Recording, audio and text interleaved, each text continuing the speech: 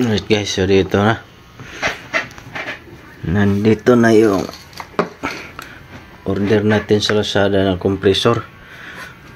Complete siya guys, oh. May pang pasak pa siya, no? Yan, oh. Ito. Full set siya guys.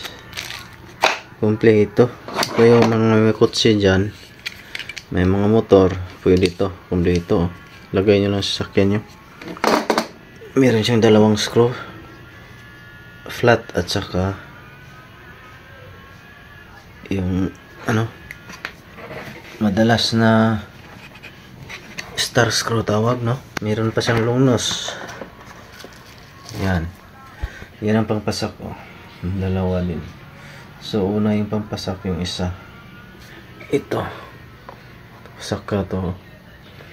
Lagyan ng pampasak na ganito. 12 volts sa gas, no? So kompleto siya guys, oh. Meron pa siyang ganito. Yan. Kompleto. Ayan, oh. So ang size niya guys, parang 8mm lang. Itong rubber, ah. So na-try ko na din siya guys. Malakas din. Ang napansin ko lang, mga 5 minutes na andar. Umiinit pala to. Ito ang umiinit sa kanya. Siguro dahil mainit siguro ang hangin. Hindi ko alam. Hindi natin alam kung normal. Pero sa tingin ko, hindi pwede pang matagalan siya guys na gamit. Sa bagay, ano lang naman. Dali lang naman yan. Kung gagamitin nyo siya sa panghangin ng kotse, pwede na. So meron pa siyang ito guys, oh. Yan. So ngayon, kung gusto nyo hindi ilagay doon sa saksakan ng cigarettes doon, pang cigarettes, saksakan ba doon, kung hindi nyo ito gamitin, pwede nyo ito ang gagamitin nyo, no? Yan, no? Tapos ito i-clip nyo na lang sa battery. So double purpose siya guys. Kinumpleto talaga ng gumawa nito. Sinulit talaga. So manual niya guys, ito lang, oh. Ayan. So madali siyang ano, no? Dalawang version to guys, eh. Merong naka-fix na nahawakan dito. At saka ito lang. So para sa akin mas maganda to kasi natupi, oh. Natatago siya, no? So yan. Try natin. Yan yung spec niya guys. 23 ampere. 12 volts. Yan. So yan lang. Double yung ano niya, cylinder raw. Okay, yan lang yata guys, ano? Mataas naman yung wire niya. Siguro mga 2 meters. Mga 2 meters yata. So yun lang. So solid siya guys, halagang 1,200 na. 1,200 pa siya. Pero naka-Shopee, pwede nyo itong makuha ng 800 or 11. Depende sa voucher, na. Okay, buksan ko muna guys kasi curious ako dito sa loob. Okay, buksan ko muna. Tatanggalan natin yung dalawang 4 na screw. Ito lang. Wait. Okay. Takip lang pala to, no? So plastic siya, no? Hindi siya, no? Aluminum. Ito yung kanyang compressor meter. So tingnan natin kung saan ang PSI nito, no? PSI. Ang PSI guys, itong sa taas. Sa baba yung tinatawag nila na KPA.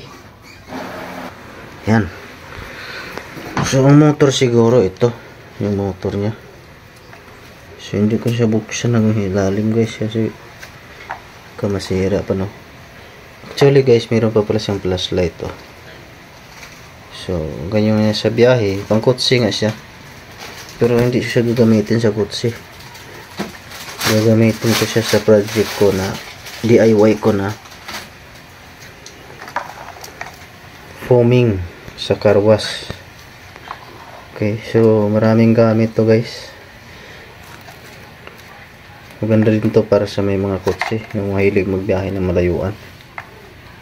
Ayan, oh, may flashlight. Ay, try pa natin tanggalin to. Saka ito. Try natin tanggalin. Okay, so dalawa pala yung switch niya guys. Oh. Kanina nung tinisting ko siya, akala ko ito on off. Itong isa ilaw, tapos patay sa ilaw ito. So ang main switch pala niya, kaya pala hindi ko mapatay kanina yung tinisting ko. Andito pala yung power niya, oh. So meron pa rin siyang on off. Akala ko kasi wala siyang on off eh. So tibay naman. So ito yung compressor, oh. Maliit. Mura lang siya, no.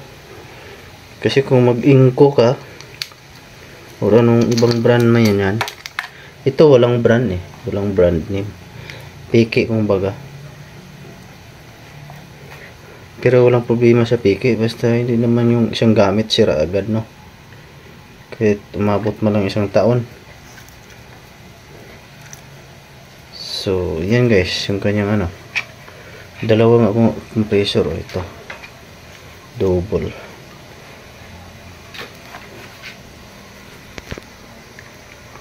Ayan guys, natanggalan natin. Ito yung kanyang piston sa taas.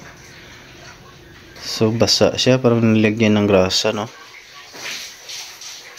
So, doon din yung tusukan, no.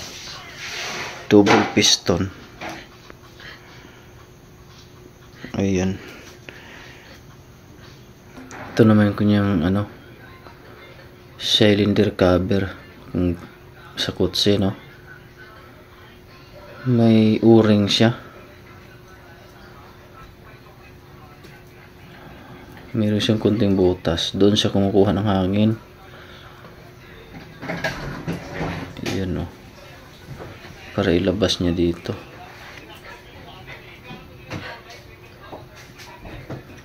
Isa lang yung butas eh.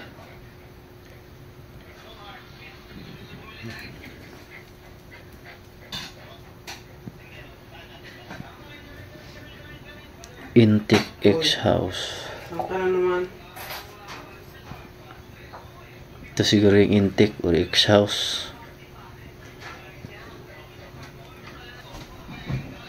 Disposable lang talaga siya guys, oh. Kasi plastic. Tapos wala tayong parts niya, no. Hindi mo matanggal, oh. Hindi mo matanggal yan kung hindi sirain mo yan eh. Siyempre ang bearing niyan katagalan masisira. Ito yung rubber niya guys, oh. Wala tayong parts niyan pag inipul-pul. Katagalan nag-iinit yan eh. So wala tayong, iwan ko kung may parts pang mabili. Try pa natin, pero hirap maghanap nito. Kung may parts, swerte tayo. Kung may mga parts so na nabili pag nasira. So yun lang, hindi natin mabuksan. Loob mismo nakalock ito. Itong bearing niya nakalock, oh. Walang tornilyo na pwede nating luwagan kasi parang nirebit siya, no. Yan, no. Lumaki yung dulo para hindi makawala yung bearing. So ang mangyari dyan, kung sira na yan, mapilitan kang sirain mo yan para matanggal mo. Mahirap yun. Wala na tayong pangpalit dyan. Okay, dispose na talaga to pag nasira. disposable siya guys, hindi siya mare-repair. Yan ang nakikita ko dito. Kasi dapat kung nare-repair to, may bolt sana dito, no? Yan, oh. Wala eh. Tapos yung mga rubber, oh, baba na quality, naka plastic. So ito motor to, ito.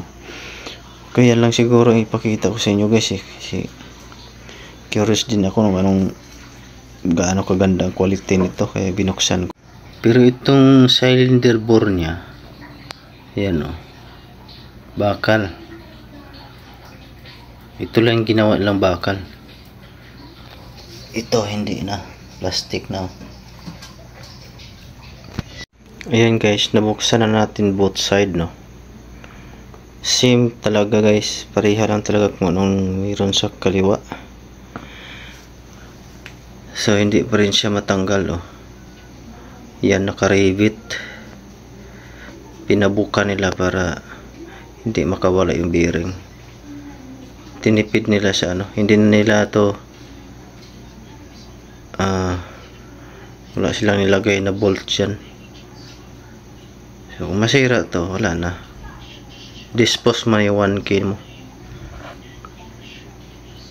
So disposable itong compressor na ito. Ayan o, nandyan yung flashlight in case kailangan mo. So nakadesign lang talaga siya for emergency guys, no. Hindi siya nakadesign para sa araw-araw na gamit. Hindi tatagal to.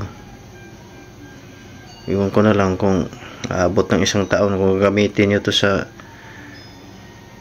window foaming para sa sabon, no. Pero i-observe ko pa rin guys, gagamitin ko pa rin siya para doon. In case na wala nang hangin lumabas o humina, wala na. Ito na ang problema natin. So tingin ko madali talaga masira yung ano niya, rubber lang eh. Naka-rubber lang kanyang piston. Kumbaga yung piston ring, parang piston ring niya, rubber ang nakalagay doon. Okay, hanggang dito lang guys. Complete na yung napanood. Nabuksan na natin lahat. Hindi siya nare-repair.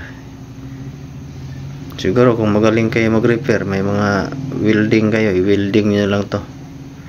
Pero para sa akin, ito ang hadlang dyan, oh. Kaya hindi siya ma-repair kasi hindi siya natatanggal hanggat hindi mo sirain yan. Siguro kung may pangpalit ka ng ganun, kung may mabili ka sa Shopee, swerte mo kung meron. Kahit sirain mo yan. Okay, hanggang dito na guys, ibalik na natin siya. So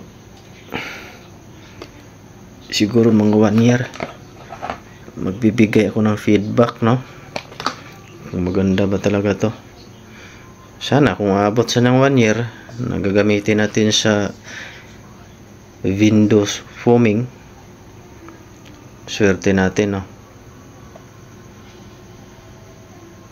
Okay, maraming salamat sa panonood.